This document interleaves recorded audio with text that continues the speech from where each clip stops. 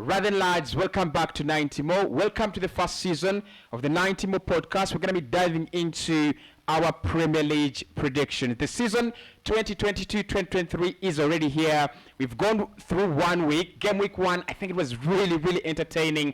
And I thought it was even better to do our season predictions after game week 1. We know now what to expect. We know what every team is like. Yeah, transfers are still on, but I think nothing really is going to change apart from a couple of players moving here and there. I think apart from Leicester City, everyone is really prepared. I'm joined by the marvelous and very interesting guest, and another podcast that we're going to be moving through the whole season. Mustafa, welcome to the podcast. And I mean, it should be an interesting one, shouldn't it? Yeah, of course. Thanks, our viewers that are currently watching us. Of course, good morning, good evening, good afternoon to wherever you are.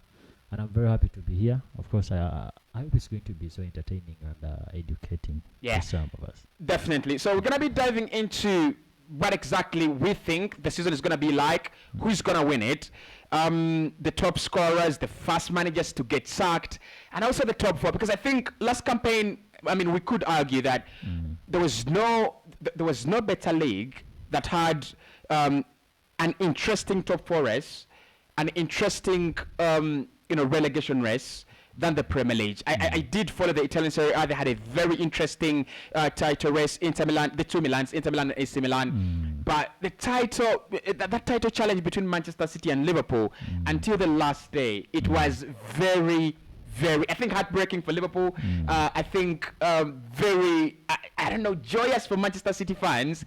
And for us, it was pure entertainment. The top 4 race, Arsenal fans heartbroken. But I mean, you could argue that the Premier League is the best league in the world. I mean, I don't think you can argue against that. Of course, maybe the competition that is in the Premier League, like you've talked, of course, when it comes to the competition on top, because we had Liverpool and, of course, Man City. When you come to these top 4, we had the fight between Arsenal, we had Tottenham Spurs and Chelsea. I think it was so entertaining. And even those teams that wanted to go into the Europa League, of course, also had some competition there. Of course. Maybe in the top 10. That's where we didn't have some. But of course, also when it comes to the relegation, I had so many teams that were fighting up to the last moment. So maybe that's where it's so much entertaining. I mean, if you're an Everton fan, this campaign, I don't know what their ambitions are, and we're going to talk about Everton later. But I don't know what their ambitions are. But the first thing they'll think about is that relegation battle last campaign, because it's been a very long time without Everton even being there, fighting to stay up. Even and the joy, exactly. They showed on joy, on their second last game. It was incredible. So we're going to be diving into, first and foremost, who wins the league, because that is where many people have kind of a streamlined opinion. I'm kind of different. I think this season we will see more teams challenging for the title than in the past 2, 3, 4 seasons, where it's been Liverpool or Manchester City. I don't know what you think, but I mean, 2016, 2017, we had Leicester City come in, and they won it. Right now, I think they're a side that you can't give some respect. But I think we could see something like that. Probably not a team that was on not Everton, really, because by the time they won it, they were like, Everton last campaign. They were fighting relegation, and then they came and won it. But I think this season, Tottenham, Arsenal, Man United could be excused from this. Of course. But Chelsea, Liverpool and Manchester City, anyone could win it. What do you think? Of course, according to my view, of course, those 4, let me say 5 teams that we've mentioned, of course, if you try to look at them, I think Manchester City are a bit more high. Of course, if you try to look on how Pep Guardiola has organized his team, we saw 3 players, of course, went out. We saw Zinchenko moving out from the team. We also saw the likes of that is Gabriel Jesus, Sterling, I think, as well, and Raheem Sterling. But of course, if you see the inclusions that he has added on the team, the likes of Erling Haaland, the player that they've been missing for quite a while. I think ever since that was Kun Aguero. Kun Aguero left. Of course, they have not been having such a talented player like him. He's so young. If you try to look, of course, so many players have been added. Of course, let me say like 3 players that have been added in this squad. And for me, Calvin Phillips is Calvin the key. Phillips, of is course. the key player because they've lost Fernandinho and they just need someone. Though we've not seen him so far Yeah. playing, but of course we saw what he did at Leicester City and also on the national team, that is England. We hope he's going to be putting up a nice performance. But of course, even the tactics that we've seen the coach using, firstly, in the game that he lost to Liverpool, he was so organized. The way maybe Erling Haaland played was not as such good. But of course, this second game that we saw, that is, of course, the way he played, of course, you're very certain that he's going to be putting so much pressure on most of the teams that he's going to be facing. I mean, I want to ask you this. Do you feel the loss of Sterling, Gabriel Jesus, and Alexander Zinchenko creates some kind of deficit in quality? Or, I mean, it doesn't matter because Alexander Zinchenko is out. They still have Joao Cancelo there. And I think he's going to do all right. Of course. Yes, Gabriel is out, but I don't think they miss him. They have Erling Haaland. He's already scored a brace on his debut. Maybe the services of Zinchenko, because we saw what he was doing in the team, of course, on the left back, and maybe sometimes in the midfield. Of course, you've talked about Joao Cancelo. Maybe that's why Pep Guardiola wanted to sign this youngster. That is Marc Cucurella. But of course, accidentally went to Chelsea. I don't think it was an accident. I think Chelsea are there to hijack every deal this summer. Of course, according to what happened initially when the transfer market was starting, of course, maybe Chelsea wanted to be in that category because most of the players Chelsea was just hinting on. So I think the inclusions that Manchester City, the coach, that is Pep Guardiola, has added, they work for him. We saw him last season. He had talented players, of course, not even once, but 2 or 3 players, of course, in the same number. So I think what he has done this season is going to be just a continuation of what he was doing last season. I think the debate could be around Raheem Sterling, though, because he's been a player that has been giving them double figures in terms of scoring and in terms of assisting as well. I think he's been very consistent, a consistent performer for them. One of the most underrated players, by the way, in the Premier League, in my opinion. He's gone. Yes, Grealish. That means more minutes for Grealish. They bought him at £100 million, so you're always gonna play him. But for me, Raheem Sterling and what he gives them, they could miss that. Apart from Raheem Sterling, the rest of the positions are fine. But with Raheem Sterling, do you feel they will reach a point where they miss his goals, they miss his chances created, and they miss his assists as well? Maybe that may come if we see their new signing, maybe not delivering, because we saw him. That is of course Joao Alvarez, of course. Julian Alvarez, Joao Alvarez from Argentina. Of course, if he doesn't deliver, because it's his first time, by the way, in Europe. Because formerly he was just in South America. That's why he's taking you. That's why he was playing his straight from. So we're just waiting to see maybe what he's going to deliver. Because if you see in that position, so many players are there. Of course, the likes of Riyad Mahrez are also. You have Jack Grealish, you have Phil Foden can play there, Bernardo Silva. So I don't think that they will miss him so much. Maybe like Alvarez, if he doesn't deliver to his expectations, that is when it comes to how they coach. Because you see, Manchester are going to be playing in so many competitions, of course. In the Premier League, is so competitive. And expect them to be going, very far in every competition. I think they did last campaign. I think it was only Liverpool who did better by playing every game that was available last campaign. But Manchester were also very incredible because I think they played the semi-finals of the FA Cup. Did they? They played the semi-finals of the UEFA Champions League, and did they play the semi-finals of the Carabao Cup? No. They didn't. They didn't. I think that's the only competition they didn't. But they competed. They competed for the Premier League until the last day. So, and it's not going to become any easier. It's becoming harder. If you look at teams like Spurs and Arsenal, knocking on the door. So it's going to be, even harder for them. And then Liverpool as well. Before we think about who's gonna, end on top, they've lost Sadio Mane. They've lost Divock Origi. And I think with Divock Origi, they've lost a player who can give you 6 points against Everton anyway. But Sadio Mane and the impact that he has on that front three, is it a mistake? Was it a mistake to let him go? I think it wasn't a mistake because you can't, of course, stay with a player who wants to leave. Yeah, obviously. Of course, he will not give you 100% of what he has been giving. I think it was the right choice that the coach did, letting him go. That is to ban.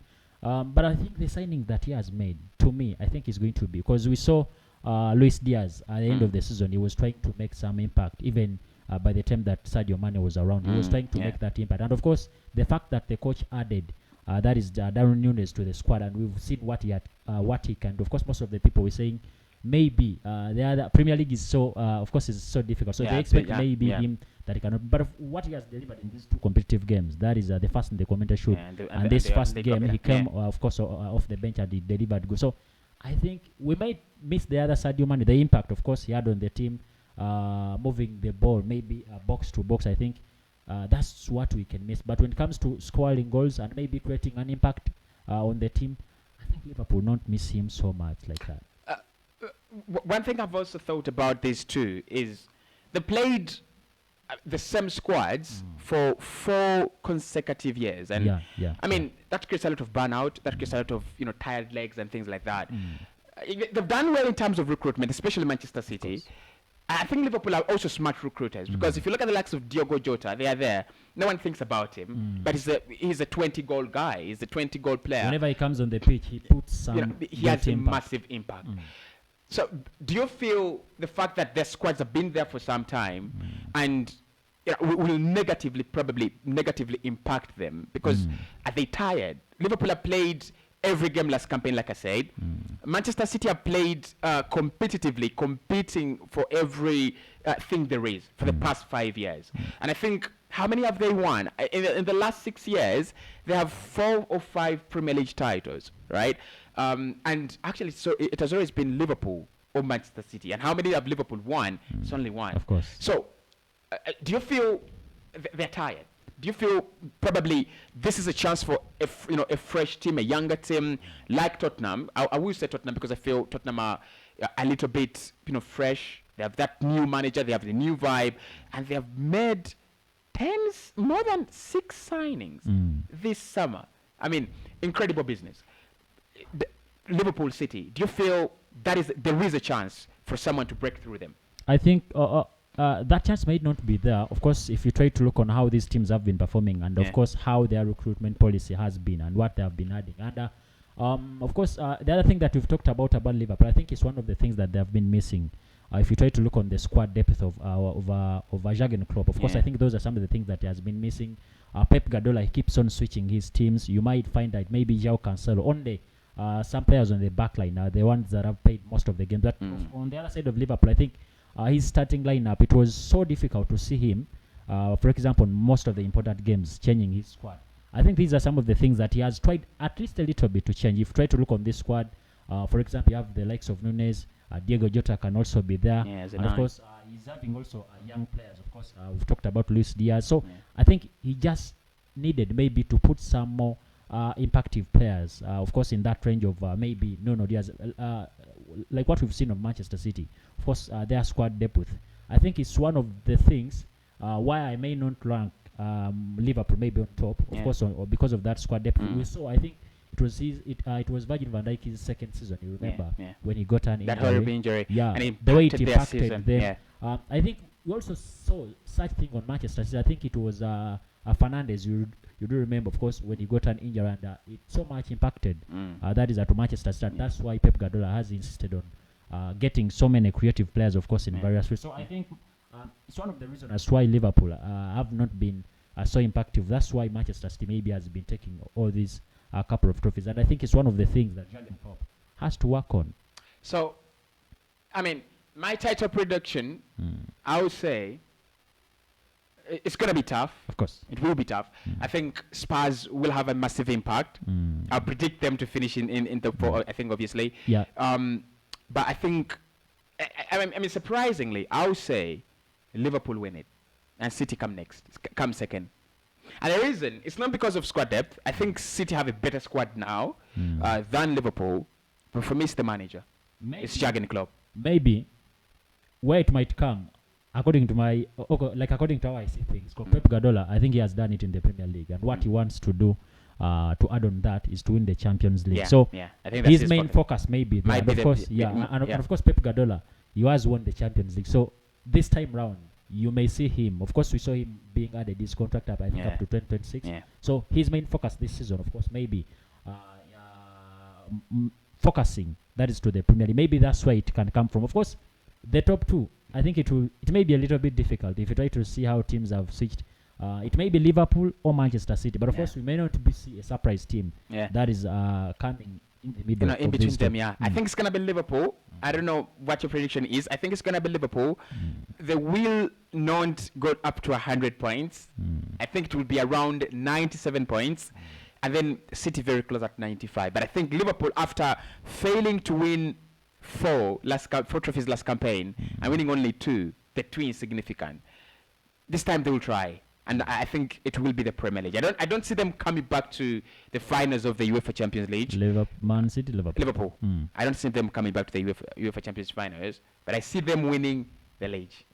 To my understanding, of course, I may not say that Liverpool are going to take the league, but I see I see Jurgen Klopp taking one of these two trophies. Either the Premier League or the UEFA Champions League. Interesting. Of course. To what I see, maybe another team that may come that is below them. I think Tottenham or Spurs. Yeah. If you try to see how Antonio Conte, of course, has recruited, he has not we thought Hurricane. Remember the time when he had not came here to the team, we saw Hurricane wanted to go, but I think it was primarily because of the management there. You cannot get rid of Mourinho and employ Nuno Espirito Santo. It's, I mean, literally you've lost direction. And Antonio and Hurricane to some point felt like, this is not it. I'm no longer part of this. I don't want to be part of this. This is crumbling. This is going down. But the moment they brought in Antonio Conte, and I think they made some smart signings in January. I think Hurricane thought, maybe this is the time for me to stay here and become the hero. I want to become somewhere else. I can become the hero at Spurs. I can become the greatest player that has ever played for this football club. And the fact that they've kept him, just like you've said, it just makes them a better side. I mean, it's always like a new signing. It's just like for me, Jamie Vardy staying at Leicester City every season. He's like a new signing every season. He's a new player for them. He's a player. He's a goal machine. He's a player that just motivates them to see him as a new signing. And I think also one of the best things that they have done, of course, apart from keeping Hurricane, like you've said, I think Son Heung-min, what he has been delivering. Of course, most of the times we've seen Hurricane maybe off form or out on injury. He didn't start very well last campaign, by the way. Heung-min was the player to, for them. I mean, he was their hero. I think he's one of the players that they have on the squad, and he has done good. And also last season we saw they got Darik Rusevic on loan, and of course they have also kept him on the squad. So I think it's one of the reasons as why we may see Tottenham Hotspur, of course, that is in the top 3 of the Premier League. Yeah. If anyone predicts, Spurs to finish above Chelsea and Arsenal, that would be me. I love Arsenal; they are my team. But I think the kind of project we have is not what Antonio Conte is aiming at Tottenham. I think what Conte has gone for is, I want to bring in these players, try to win the league if I can, try to steal it, because I think it will be stealing it. Of course. Because if he takes it over Chelsea, Liverpool, and City, who have built their squads for 6-7 years, he's stolen it. But he's gone, I'm going to steal it, right? And we know, in his first season, when he comes at a club, he wants to steal your title, and then he goes away. I think they will finish third, but I won't be surprised if they get in between Liverpool and Manchester City. I won't be very surprised. They had a flying start against Southampton, 4-1. They were mesmerizing. They looked complete. And how many of their new signings were in there?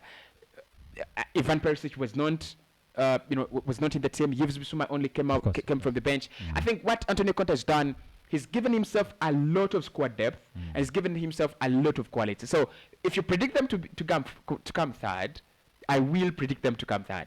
I don't think we will disagree there. Of course, and if we were to look on how the managers recruited, of course we saw where we had discussed about Hurricane, where he was absent. Of course, the injury. Adding Richarlison on the squad, I think it's one of it's phenomenal. The additions that he has done that are good, and of course also adding Yves Bissouma, that is in the midfield. So he had some problems there where we saw Eric Dyer, of course, coming to fill in the before. I think adding Yves Bissouma into the squad has also added something that is to the Tottenham's squad. And for me, I don't know how. I mean, this is kind of me playing devil's advocate, but I don't know how Man United leave Yves Bissouma to go to Tottenham. I don't understand that. I don't know how United let Yves Bissouma go to Tottenham Hotspur. You don't have a number 6 for 5 straight years. So many players. And so many Yves players. Bissouma is the bargain of the summer. For me, it's going to be, look, they have Pierre-Emile Højbjerg already there. And I think Højbjerg he's a great player. He's one player that I would take at Arsenal all day long. Benasha is also, of course, they have Rodrigo Bentancur as well. So if bringing in Bissouma shows you the direction in which they're going. That we already have Pierre-Emile Højbjerg. Eric Dyer can't play in that position, but that's not enough. We'll bring in Yves Bissouma. So they've done well in the market. Richarlison, he will work for them. I think is a player that, of course, coming into this Spurs side, it's not going to be easy to break through, to break into that top 3. Of course. Kulusevski is a creator. Huminson is another guy. He's at another level. Probably, we will never see him play for Madrid, Barcelona, Bayern, but if he wins the Premier League, probably that will be his achievement. But I would love to see him in a bigger side. I would really love to see him in a bigger side. You're forgetting, by the Ivan Perisic is also another player that is on Ivan the Perisic squad. again. Though he's aged, but we may see him at least putting a great impact, of course, in some of the competitions. Because remember, Tottenham are going to be in so many competitions. They will be in the Premier League, in the Champions League, and of course also in the domestic league. So you expect Antonio Conte maybe to be rotating his squad. Yeah, and I think Ivan Perisic is another Antonio Conte player because he understands that 3-4-3, 3-5-2 system. He understands this very well, and he's brought Ivan Perisic to play as an inverted winger and as an inverted fullback, and he knows what he's doing. So I think for me, if they win anything, it is Conte. It's not Spurs. It's Conte. Because the fact, by the way, being that they have taken long without of course winning any trophy, I think even if it it will be there, I think it will be so great. It will be massive. Yeah, for the club. It will be absolute sense for any Spurs fan. I think that is one thing they have.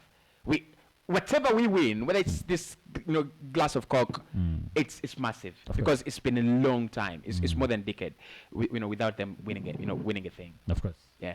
So completing the top 4 then. For me, it's Arsenal over Chelsea. I love. I think you were looking into my script when I was watching. Chelsea did finish 3rd last campaign, and many people are actually underrating Chelsea's transfer business. I am not doing that. Yes, they've lost Rudiger and Andreas Christensen in that back line, but the signing of Koulibaly is, for me, it's just absolutely phenomenal. Koulibaly, I rate over Eriksen, over Christian Eriksen, not Christian, but Andreas Christensen. Yeah, and then for me, if they can get a player like Fofana or Presnel Kimpembe to complete that back 3, I think they wanted Manchester Leeds, but then he moved to Bayern. But if they can get another centre back there to play with Thiago Silva, Koulibaly, and then I don't think they have another quality player to replace Rudiger. So if they can bring someone in, the midfield looks alright. They've not lost as many. It's only Saul Niguez who has gone back on loan. Conor Gallagher is back from Crystal Palace, had a wonderful season. Maybe up front, that is where you will ask the questions. But they brought in Raheem Sterling as well. So I don't think they have had a bad window. I don't think their window is that bad as many people say. But it doesn't seem right. Maybe according to the culture, like how Chelsea has been spending. Yeah, maybe. Maybe. Because we've seen them in the previous season. They've been so busy in the market. What they have not done this season. Because we've seen Thomas Tuchel, of course, trying to add some players. For example, the likes of Gallagher, who was at Crystal Palace. He's trying to bring them back. And maybe, I think, like you said, one of the places they have, that they have maybe to add in some players is their defense. Of course, if you lose 2 of your most preferred defenders, of course, you have to also add, like we've seen the top clubs, Liverpool and also Man City are doing. I think it's what Chelsea have, like what they were supposed to do. We've seen them, of course, adding one, that is Koulibaly. I think they might need someone else, because if you'd like to see the likes of Thiago Silva, Zanetti person, of course, being the fact that they are going to be taking a part, of course, in also so many competitions, of course, very competitive competitions. You should expect that Thomas Tuchel at least should add someone that's in the back line, and also the up front, of course. I don't know why Chelsea, most of the times, they have Batshuayi, but of course, most of the times they leave him to go on loan. I don't know why. Maybe what the coach has to do is also to get at least an impactful player. Yeah. Up front, they've thought about Pierre-Emerick Aubameyang. I don't think it's a plan that would actually work for them. I don't think so. I feel this Chelsea side barely creates chances. And it's fascinating to say that because, I mean, it would be totally dumb for anyone to think that I'm right, that they don't create chances. But statistically, they do not. With the likes of Rhys James, the likes of Chilwell, Kai Havertz, and Christian Palace, Timo one, of course. They don't create chances. And Werner is now, they've let Werner to go to RB Leipzig on a permanent. I think it's a mistake, personally. He's been providing with them with a lot of cover, with a lot of squad depth. He's one player you bring off the bench and probably doesn't score, probably is not going to, create an assist, but his runs off the shoulder, his exploiting of space, and just making sure you keep your the opposition defenders busy. And now they've let him go. And their inclusion, by the way, Raheem Sterling, I think is also a kind of player like these people who have been around, the likes of Kai Havertz. Exactly. Yeah, like they have not brought a sharpshooter that is going to be. I think up front they're lacking. They're lacking a lot. They're lacking, a decisive, probably gunman. And that's why I put Arsenal over them, because Arsenal have gone to the market and they have addressed every their problem issues, of course. they had. At left back, bringing Alexander Zinchenko because currently he cannot play the whole season. Alexander Lacazette is not a striker that poses a threat. You bring in Gabriel Jesus, who I think is very good at hold-up play, and also plays well as in that penalty area. Then you bring in Fabio Vieira just to help with creating chances when Martin Odegaard can't. Of course with Xhaka now in that area, I think if they don't sign Yuri Tillemans, then Fabio Vieira will be playing alongside Martin Odegaard. I think they've addressed their issues. They're still a very, very young squad, and I cannot put much pressure on them to finish third, to finish second. But, I mean, they could be my surprise of the season. They could go... Arsenal? For me, they're my surprise package of the season. I think last season they lost 13 games. This season they will lose not more than 7. Of course, they will do well. According to how Arteta has done, of course, his things. Like we've said, I think we've not seen Arsenal in most of the PF seasons ever since Wenger left the team. 7 years without Champions League. They have been busy in the market, but not signing the right players. I think this is the time that we've seen Arsenal maybe signing the right players. Of course, if you let Saliba stay, that is at the team. That's a top signing. Yeah, of course, and also in the left back, what the coach did, bring the likes of Zinchenko, who we all know that he can also play in the midfield. That's when maybe Xhaka and that is Thomas Partey are not around. So I think Arsenal have done some good work, but of course, like you said, it may be a surprise if you see them maybe breaking into the top 3. But I think Arteta will be adding something good to the team if they do finish that is in the top 4, because we saw them last season. They were nearly to that. I think most of the Arsenal supporters were dreaming, of course. This season being in the Champions League. We're going to take it. Personally, I thought we were going to take it. If it's not Thomas Partey's injury throughout to the end of the season, and Corinthians' injury to the end of the season, and Tomiyasu's injury as well, I think we make it through. I think we don't lose that Spurs game the way we did, and we don't lose that Newcastle game the way we did. But those 3 injuries massively impacted us. And I think these are some of the issues that Arteta has worked on. Of course, if you say, because Ben White, we saw him in the first game, he was playing in that place of Tomiyasu. So I think if Tomiyasu is not around, Ben White can be there. I think Mikel Arteta has done so well. Maybe he needs at least to add like 2 players, maybe a winger. If you see on this side of Saka or on the other side of Martinelli, of course, you have to get at least a winger who is versatile, like who can be on both wings. I think it will add so much sense to the Arsenal squad, and also that aim of them coming back, that is to UEFA Champions League. I think it will be good for the coach and also the players. So I have Chelsea finishing 5th ahead of Man United. And the reason that's why I don't rate United anywhere this season, I don't think they will finish 6th, by the way. I love Erik ten Hag, and I think he's a quality manager. But they've not done enough to impress me in the market. They've really not done enough. I think this was the most clear window where we thought the only club that needs to spend a lot of money was Man United. They have a lot of work to do in terms of letting players that they don't need go, and also bring in new. They've not done it. The Eriksen, I love, but not as a signing. I don't think he's a. I don't think he's a player that improves them. Lisandro Martinez, quality, absolute quality. Tyrell Malacia, But what do you add to the quality? quality, Yeah. but it's not enough. It's absolutely not enough. I think they need to do what Arsenal did last summer. Go and fetch 6, basic foundational signings.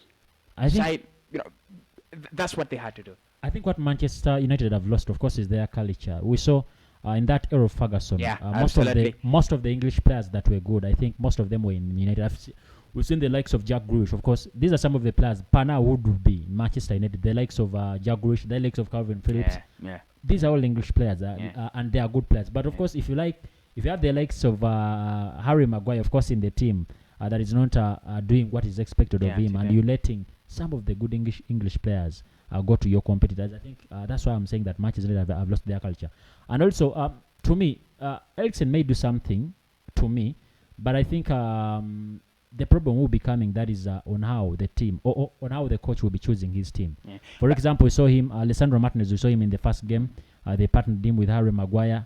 I think he played well as Lisandro, but of course, if their partnership was not going on well, however much you're a good defender, if and your partnership doesn't work well, I don't think that you can do it in the back line.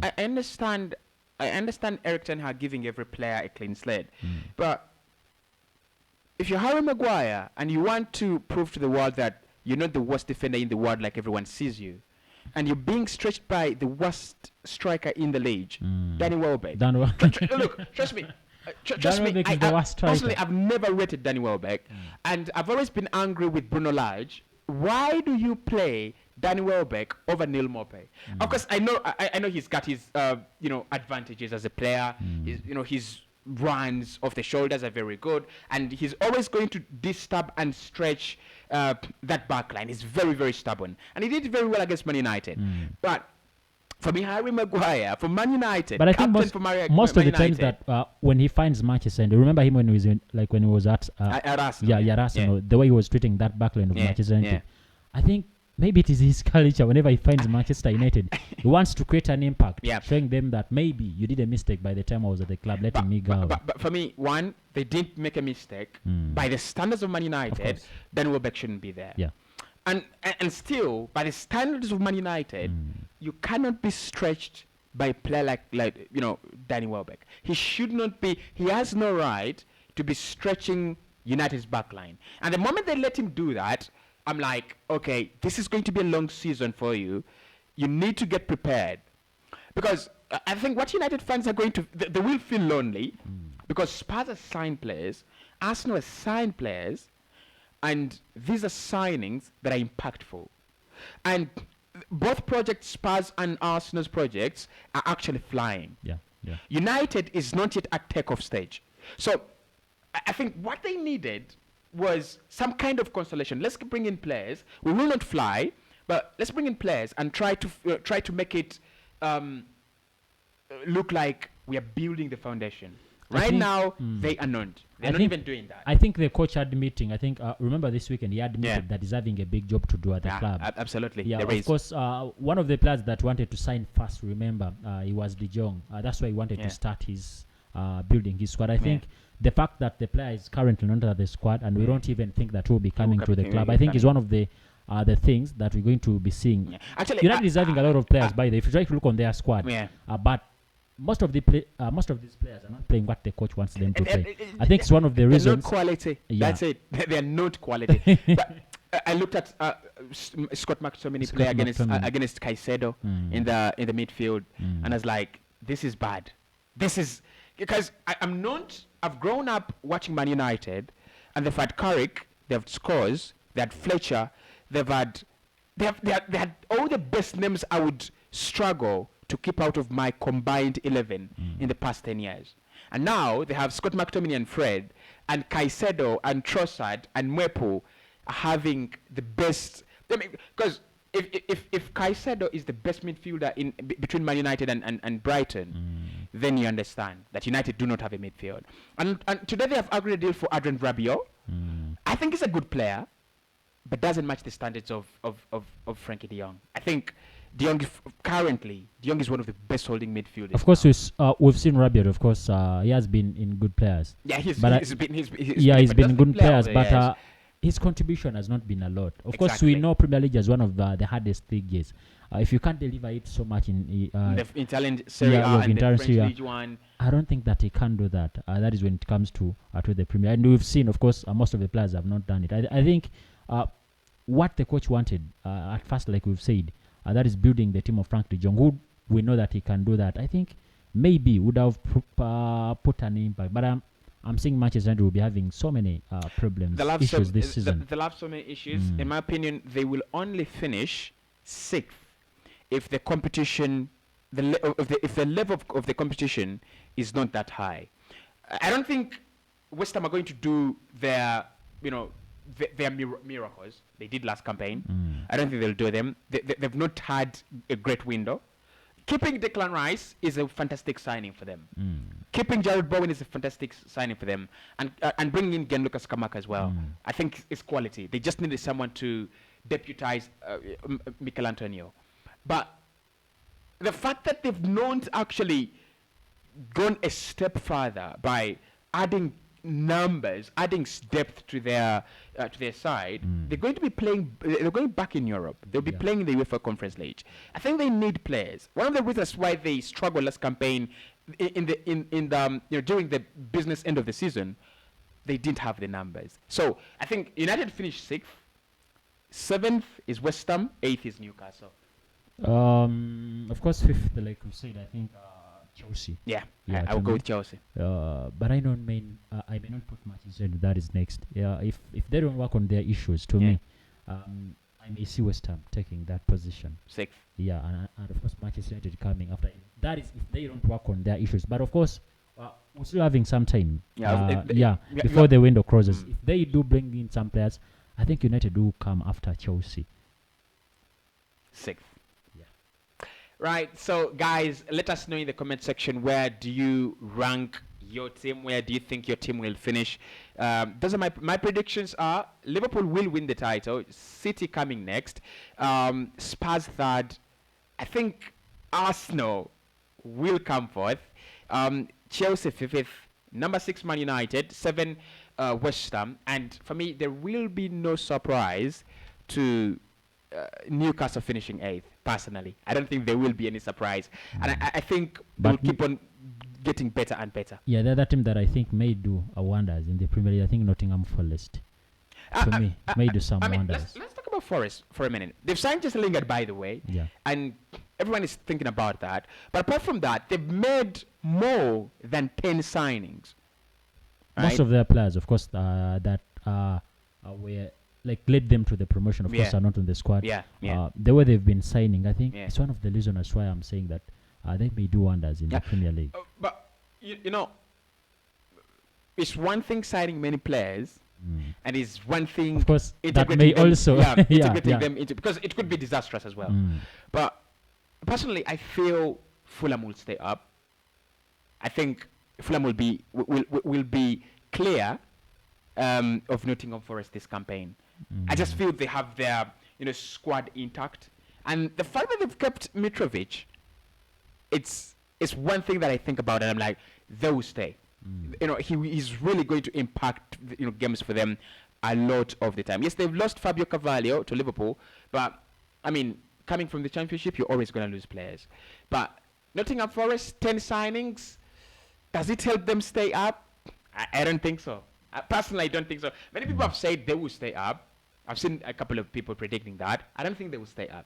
I think Fulham stay up. Bournemouth and Nottingham Forest will go down.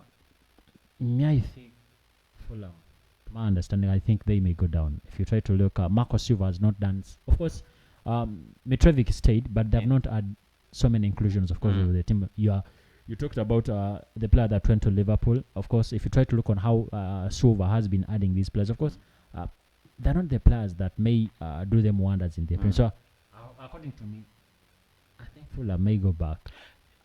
One thing I've seen with Fulham, and I liked it, is the respect they have for the Premier League. And if anyone is going to ask me, why would you back Fulham? It's for one reason. They've been here in the Premier League in the last 5 years 3 times. They've come to the Premier League and been relegated 3 times out of the last 5 campaigns. And I mean, you just need to learn to know how to stay up.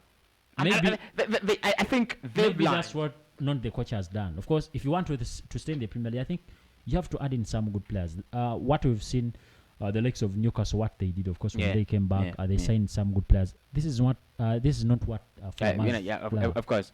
Yeah, of course. I think Nottingham Forest have but for me, why I would give Nottingham Forest a benefit of the doubt if they had spent the way I thought they would spend. But giving Jesse Lingard a 200,000 per week contract, I just don't understand that. Look, honestly, I just don't understand that. If they had signed Max Aarons from a relegated Norwich, I would understand that. If they had done business like Fulham, go to Arsenal and bring in an experienced goalkeeper like Bandeno, I would understand that. But the kind of signings that I feel they can relegate you either way. Whether you've signed him or not, you can't get relegated. That's why I think Nottingham Forest go down. I think Bournemouth go down. I think one team from the Premier League will go down and Fulham will stay. And that team is Southampton for me. They've just stayed up a long time. It's enough. It's enough. I think we've had enough of them. We've seen enough of them. They need to go down. They've not done good business this summer. And last summer, they survived. They didn't survive narrowly, but they were not comfortable, Southampton. I don't think Everton will go down. Everton have already started. I think the signing of Onana in midfield is quality. I think bringing back Gueye from PSG is quality. They need to work on that striker position. But the likes of Anthony Gordon, Demarai Gray, Andrew Townsend, I think they have some little quality to keep them up. We'll talk about the sacked managers, but I think Lampard will get sacked. And some kind of manager like Sean Dyche, ex-Burnley manager, all due respect, I think he will actually. Maybe the teams to me that I expect maybe that will be sacked as winding up. I think Bournemouth to me, I think is one of the clubs. Fulham and Southampton. Those are the 3 clubs that I expect that are going to be sacked. All right. This season. Right.